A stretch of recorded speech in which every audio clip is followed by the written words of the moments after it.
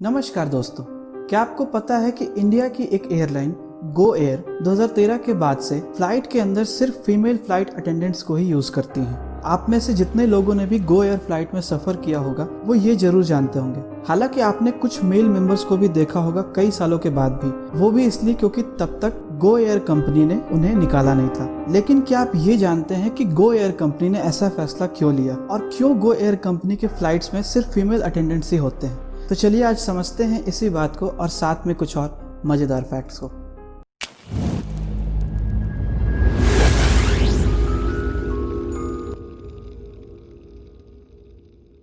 Fact number 1, the suffix stan is Persian for country.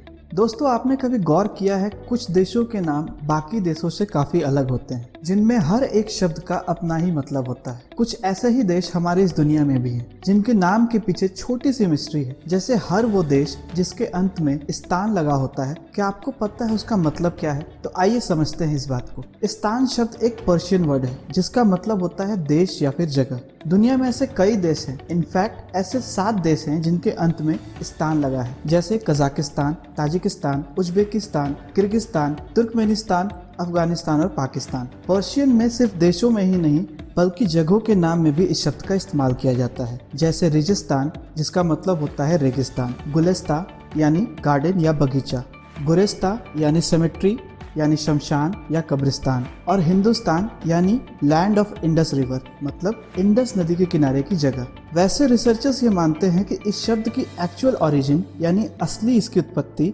Sanskrit के शब्द स्थाना से हुई है, जिसका मतलब होता है खड़ा होना या खड़े होने की जगह। Fact number 2, train dolphins protects US navy base in Seattle.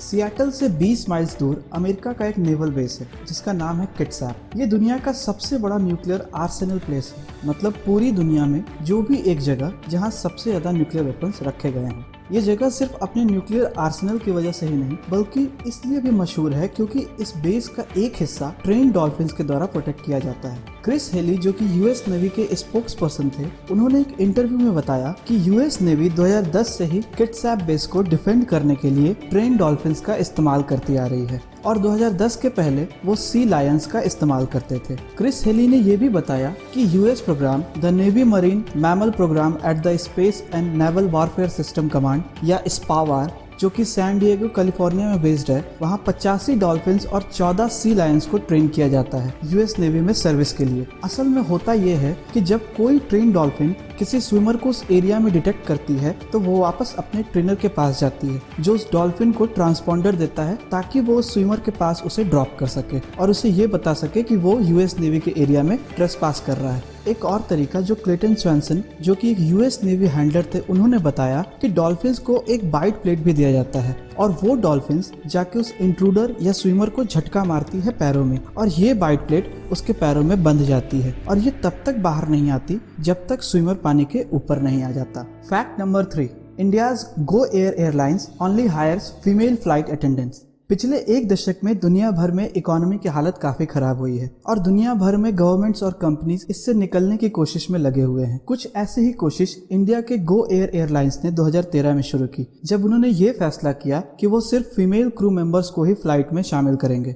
दरअसल हुआ यूं कि भारत में उस समय रुपए की हालत काफी खराब थी और एयरलाइन इंडस्ट्री इससे बहुत ज्यादा प्रभावित थी, क्योंकि एक तरफ उन्हें कॉम्पिटिटिव प्राइस रखना था ताकि वो मार्केट में सरवाइव कर सके, तो दूसरी तरफ अपना प्रॉफिट भी मेंटेन कर सके। तभी गो एयर एयरलाइन कंपनी के सीईओ जॉर्जियो डी रोनी ने ये बात रखी कि रुपए के गिरते हुए वैल्यू से इंडस्ट्री काफी नुकसान में है, इसलिए एक कैलकुलेशन के हिसाब से उन्होंने फ्यूचर में सिर्फ फीमेल एम्प्लॉय को ही क्रू में शामिल करने का फैसला किया। उस समय गो एयर में 330 केबिन क्रू मेंबर्स थे, जिसमें 40% मेल्स थे और हर 1 किलो ज्यादा वजन के चलते उन्हें 3 रुपए हर घंटे पर फ्लाइट ज्यादा पड़ रहा था। और चूंकि फीमेल एयर होस्टेस वजन में करीब 15-20 किलो कम होती हैं अपने मेल साथी के मुकाबले, इस हिसाब से गो एयरलाइन ने ये एक्सपेक्ट किया कि वो 2.5 से 3 करोड़ रुपए सालाना बचत कर सकेंगे फ्यूल में, जो कि अल्टीमेटली कंपनी के प्रॉफिट में कन्वर्ट हो जाएगा। कंपनी ने ये भी क्लियर किया कि उनके मौजूदा 130 मेल मेंबर्स कंपनी के साथ बने रहेंगे, लेकिन फ्यूचर में कंपनी सिर्फ फीमेल एम्प्लॉयज को ही रिक्रूट करेगी।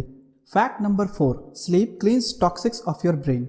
देर तक सोना किसे पसंद नहीं है। हालांकि सोना कई बार हम पे नहीं कुछ और चीजों पे डिपेंड करता है, जैसे अच्छे बुरे सपने, हमारे आसपास का माहौल, आसपास के लोग वगैरह वगैरह। लेकिन अगर आप एक अच्छी नींद लेते हैं तो उसके कई फायदे हैं। हालिया रिसर्च में ये पता चला है कि जब भी हम सोते हैं तो हमारा दिमाग कई प्रोसेस से गुजरता है, एक हल्की नींद से गहरी नींद तक, जिसमें ऐसा लगता है जैसे हम बेहोश हो गए हैं। इसी रिसर्च में ये भी बात सामने आई कि जब सपने देखने की संभावना अधिक होती है तो हमारी आंखों की मूवमेंट काफी तेज हो जाती है। 2013 में चूहों पर की गई एक रिसर्च में ये पाया गया कि बीटा एमिलॉइड, जो अल्जाइमर जैसी बीमारी को बढ़ावा देती है, वो एक अच्छी नींद की वजह से बह गया। जब इसका इंसानों पे टेस्ट किया गया तो ये पाया गया कि जिस सिस्टम से सेरिब्रोस्पाइनल फ्लूइड, जो हमारी रीढ़ की हड्डी से होते हुए दिमाग और नर्वस सिस्टम में जाता है, वो सोते वक्त बहुत तेजी से फ्लो करता है और उसी बहाव में दिमाग में बने टॉक्सिन्स को शरीर से बाहर निकालता है। रिसर्चर्स ने इतनी तेज फ्लो होने के पीछे ये कारण बताया कि जब भी कोई इंसान सोता है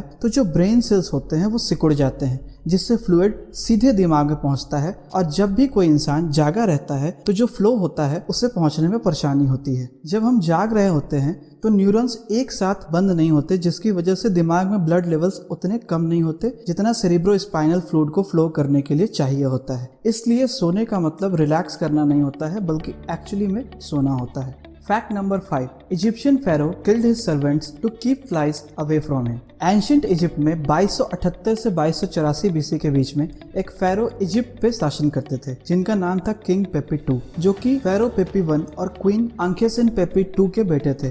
पेपी I ने 6 साल की उम्र में राजगद्दी संभाली थी। हालांकि उनकी शासन ज्यादा दिन नहीं चल पाया, क्योंकि उनके शासन आते आते फेरो के पावर और प्रभाव दोनों कम होते चले गए। लेकिन उनके शासन काल में एक बात काफी प्रचलित हुई, और वो थी उनका अपने नौकरों को मार देना, क्योंकि उन्हें मक्खियों से बहुत चिढ़ थी। ऐसा माना जाता है कि पेपी II ने अपने शासन काल में कई नौकरों को मौत के घाट उतार दिया और उनकी डेड बॉडीज को शहद में लपेटकर अपने आसपास रखते थे। रिसर्चर्स का कहना है कि ऐसा करने के पीछे जो कारण था वो ये था कि उन्हें मक्खियों से बहुत नफरत थी, और मरे हुए लोगों के शरीर में शहद लगा के रखने से मक्खियां पेपी II के पास नहीं जाती थी और सारी मक्खियां शहद लगी डेड बॉडीज पे चली जाती थी। हालांकि सन 2000 में इजिप्टोलॉजिस्ट यानी इजिप्ट पे रिसर्च करने वाले लोगों ने बताया कि ऐसा सिर्फ उन नौकरों के साथ किया जाता था जो कोई गलती करते थे, जिससे राजा बहुत नाराज हो जाते थे।